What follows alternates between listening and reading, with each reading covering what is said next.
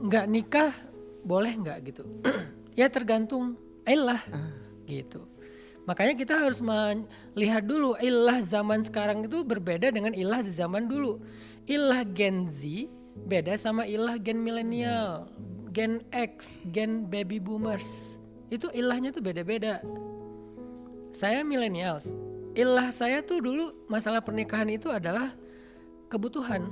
Ya. Pernikahan itu adalah mendesak. Darurat. Ya darurat. Kalau nggak menikah bagi saya dulu hukumnya haram. Kenapa? Daripada saya berbuat dosa. Karena saya bukan saya lah. Gen saya lah, gen saya lah. Jadi saya, gen saya gitu. Kalau kita nggak menikah, kita tuh terjebak di dalam dosa pacaran, perzinaan, nauzubillah ya, yang aneh-aneh lah ya. Sehingga menikah buat kita itu adalah kedaruratan, kebutuhan yang mendesak sehingga menjadi wajib bagi kita menikah. Padahal asal hukum menikah itu bukan wajib. Kan asal segala sesuatu itu awalnya mubah. Ya mubah. Boleh gitu. Kecuali ada ada illah yang membolehkan atau mengharamkan gitu. Nah sekarang balik dalam kondisi yang anak Gen Z. Gen Z itu ilahnya apa? Sehingga nanti bisa aja bagi Gen Z menikah itu hukumnya sunnah. Ya.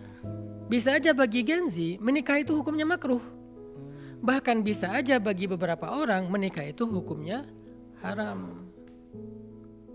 Kapan menikah itu hukumnya haram? Kalau menikah hanya untuk Menutupi. balas dendam kepada mantan. Ada kan orang yang niatnya kayak gitu kan? Ada. Mantan nikah, wah gua nikah juga iya, pengen nyakitin hati dia. Atau misalnya mantan nggak nikah, mereka putus, terus mantan jalan sendiri, dia jalan sendiri, terus dia nikah cuman pengen nunjukin ke mantannya, nyakitin mantannya bahwa gua bahagia kok tanpa lo gitu. Berarti kan ini niat menikahnya tuh udah beda kan? Bukan untuk menyempurnakan agama, bukan untuk beribadah, bukan untuk mengambil tanggung jawab kebaikan, tapi hanya untuk nyakitin perasaan orang yang dia benci. Kasihan banget nih pasangannya hanya dipakai untuk balas dendam. Dan dia nggak memikirkan tentang tanggung jawab di situ, dia nggak belajar tentang ibadah di situ, dia cuman alasannya tuh secara emosional dan subjektif pengen nyakitin orang yang pernah dia benci, yaitu mantannya. Berarti kan ilahnya di sini nikah jadi hukumnya haram. Ini salah satu contoh ya. Makanya kita nggak bisa ngomong tuh sekaligus general segala urusan, nggak bisa lah. Pertanyaannya yang nanya siapa dulu. Makanya tadi saya tanya, yang nanya siapa, umurnya berapa, kondisinya kayak gimana. Ya. Ini aku ada pertanyaan lagi. Gimana caranya biar kita tahu apakah kita harus mungkin mendiagnosis keadaan kita. Jadi kita biar tahu, oh menurut ternyata buat saya ternyata nikah kan tadi bisa tahu ya. Kalau buat Wah sendiri nikah itu wajib nih. Bukan buat saya, buat generasi saya. dulu. Ya buat generasi gitu. Apakah kita harus buat saya wajib juga sih. Saya juga sekarang ya. Kalau misalnya apakah harus mendiagnosis keadaan kita atau mungkin butuh kayak bantuan dari ustadz ahli gitu biar tahu nih bahwa ternyata buat kan beda-beda ya buat ABC tuh hukum buat nikah tuh macam-macam itu bagaimana caranya biar tahu? Ya kan semua orang tuh tahu zurufnya ya. Zuruf itu keadaan. Ya. Jadi kita harus sangat memahami zuruf masing-masing. Dan kita jangan sok tahu juga dengan zuruf orang lain. Hari ini kan banyak orang yang sok tahu dengan zuruf orang lain. Orang lain. Zuruf itu by the way ini biar dicatat ya, istilah fikih atau istilah agama, zuruf itu keadaan, kondisi lah. Uzur bahasa lainnya ya. Uzur atau zuruf. Zuruf dan uzur orang itu kan beda-beda ya. Dan kita lebih ngerti uzur kita atau zuruf kita. Misalnya uzurnya adalah saya ini orangnya tuh masih temperamen. Saya belum beres dengan mental illness saya. Saya tuh masih orangnya tuh ada mental exhaustion. Saya lelah gitu. Saya gampang tersinggung. Saya nggak bisa mengendalikan amarah. Saya kadang-kadang kalau lagi marah itu meledak-ledak, nyakitin orang yang ada di sekitar saya. Dengan uzur itu, bagi saya menikah itu masih makruh. Kenapa masih makruh? Kalau saya paksain nikah dengan narasi general menyempurnakan agama lah, sunnah nabi lah, justru yang terjadi apa? Lebih banyak mudaratnya bagi saya kan, dalam kondisi uzur itu kan. Sehingga saya harus menyiapkan diri saya dulu. Saya harus tuntas dulu dengan diri saya sebelum saya mengambil beban keluarga saya, pasangan saya, anak saya, mertua saya dan seterusnya. Saya harus beres dulu dengan diri saya harus memperbaiki diri. Saya pikir Gen Z udah lebih baik dalam hal ini. Setuju, Ha. Jadi ini kalau ini alasan Gen Z, aku tuh belum beres dengan diri aku. Ini pertimbangan uzur namanya. Ilahnya tuh bagus. Selama bukan excuse ya. Antara excuse sama uzur kan hampir-hampir mirip nih. Betul. Excuse kan pembenaran. Uzur itu memang realitasnya kayak gitu. Selama itu bukan excuse, itu benar-benar uzur dan kalian lebih tahu uzur kalian atau zuruf kalian. Kalau zuruf tuh gini, saya belum punya pekerjaan. Nah, Kalau uzur kan memang kitanya bermasalah. Kalau zuruf, saya masih ngerawat ibu saya sakit keras. Saya takut kalau udah nikah nanti saya nggak sempat ngerawat ibu. Atau nanti istri saya kayaknya nggak siap dengan kondisi atau zurufnya ibu saya. Saya masih harus nyekolahin adik-adik. Saya begini, saya begitu gitu ya. Itu kan zuruf ya. Zuruf.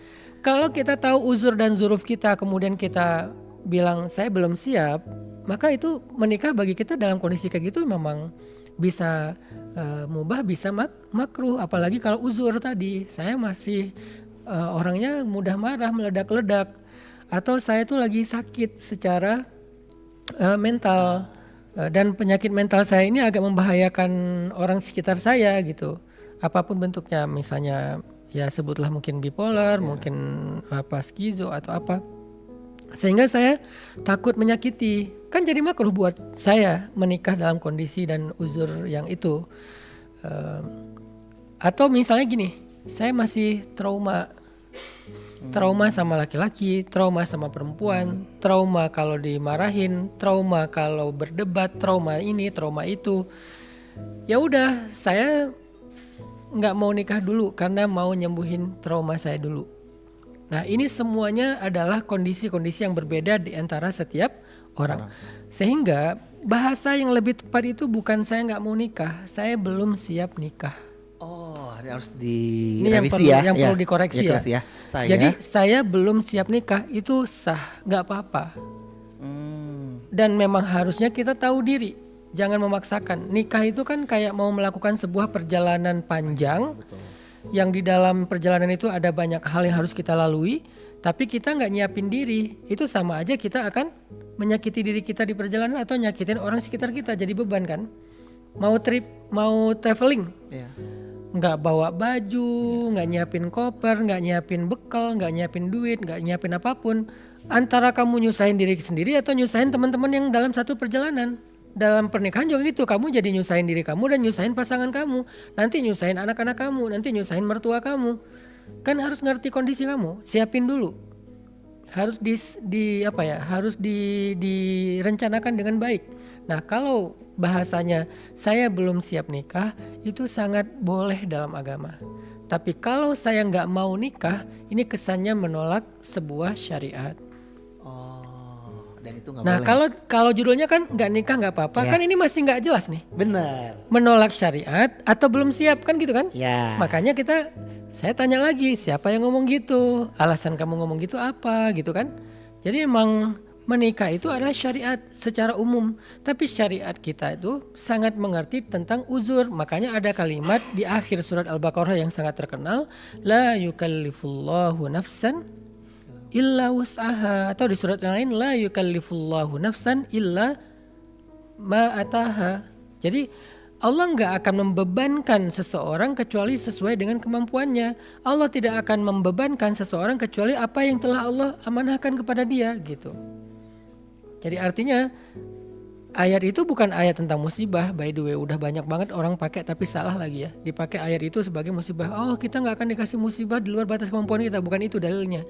Itu dalil taklif namanya. Taklif itu beban hukum dalam agama. Menikah itu termasuk di antara beban hukum, yaitu beban keluarga, beban anak, beban pendidikan, beban nafkah, bla bla bla. Jadi kalau kamu belum wus'aha, belum punya kemampuan, setelah kamu mempelajari diri kamu sendiri, berarti dalam konteks ini la yukallifullah, Allah nggak membebankan hukum menikah bagi kamu, abang kamu belum mampu.